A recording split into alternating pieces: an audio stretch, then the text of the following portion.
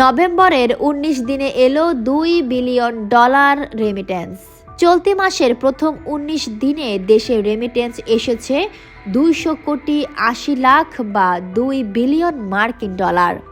এই হিসাবে প্রতিদিন গড়ে দেশে এসেছে ১০ কোটি ৫৭ লাখ ডলার রেমিটেন্স।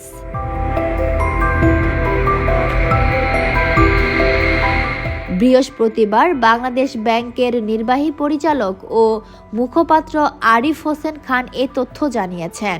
তিনি বলেন, নভেম্বরের প্রথম ১৯ দিনে দেশে রেমিটেন্স এসেছে ২০০ কোটি ৮০ লাখ ডলার, আর গত বছরের একই সময় এসেছিল ১৫৩ কোটি ৭০ লাখ ডলার।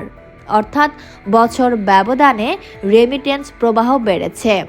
এছাড়া গত ১৯ নভেম্বর একদিনে প্রবাসীরা দেশে ১০ কোটি ৪০ লাখ ডলার রেমিটেন্স পাঠিয়েছেন জানিয়ে তিনি বলেন, চলতি অর্থ বছরের জুলাই থেকে ১৯ নভেম্বর পর্যন্ত দেশে এসেছে ১,২১৫ কোটি ৭০ লাখ ডলার রেমিটেন্স।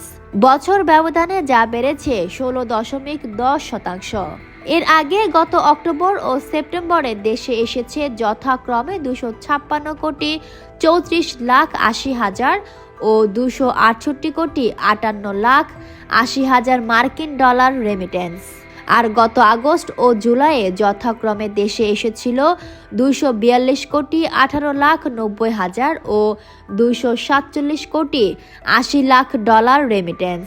এদিকে গত ২০২৪-২৫ অর্থ বছর জুড়ে দেশে প্রবাসীরা পাঠিয়েছেন ৩০.৩২ বিলিয়ন বা ৩,০৩২ কোটি ৮০ লাখ মার্কিন ডলার রেমিটেন্স, যা দেশের ইতিহাসে কোনো নির্দিষ্ট অর্থ বছরের সর্বোচ্চ প্রবাসী আয়ের record. Fatema Tulsi Zohra, up to date news, Dhaka.